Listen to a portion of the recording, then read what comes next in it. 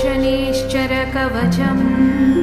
ॐ अस्य श्रीशनिश्चरकवचमहामन्त्रस्य काश्यप ऋषिः अनुष्टुप् छन्दः।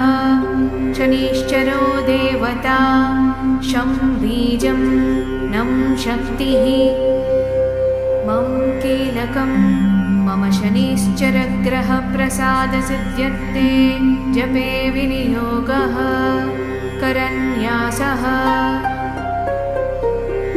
शां अङ्गुष्ठाभ्यां नमः। शीं तर्जनीभ्यां नमः। शूं मध्यमाभ्यां नमः। शां अनामिकाभ्यां नमः। शौं कनिष्ठिकाभ्यां नमः। शः करतलकरपृष्ठाभ्यां नमः। अङ्गन्यासः। शां हृदयाय नमः। शीं शिरसे स्वाहा। शूं शिखायै वषटे।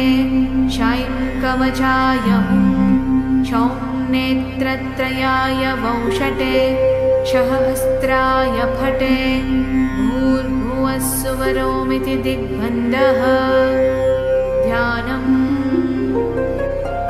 चतुर्भुजं शनिं देवं चापतूनीकृपानकम् वरदं भीमदं श्रं च नीलाङ्गं वरभूषणं नीलमाल्यानुलेपं च नीलरत्नैरलङ्कृतं ज्वालोद्वमुकुटाभासं नीलघ्रद्रारदान्वितं मेरुं प्रदक्षिणं कृत्वा सर्वलोकभयं वहं कृष्णाम्बरधरं देवं द्विभुजं गृध्रसंस्थितं सर्वपीडाहरं नृणां ध्यायेत् ग्रहगणोत्तमम्।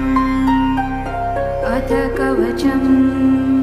शनिश्चरो शिरो रक्षेन् मुखं भक्तार्तिनाशनः कर्णौ कृष्णाम्बरः पातु नेत्रे सर्वभयङ्करः कृष्णाङ्गो नासिकां रक्षेत् कर्णं मे च शिखाण्डिजः भुजौ मे सुभुजः पातु हस्तौ नीलोपलप्रभः पातु मे हृदयं कृष्णः कुक्षिं सुक्षोदरस्ततः कटिं मे विकटः पातु ऊरु मे घोररूपवान् जानुनी पातु मे दीर्घो जङ्घे मे मङ्गलप्रदः।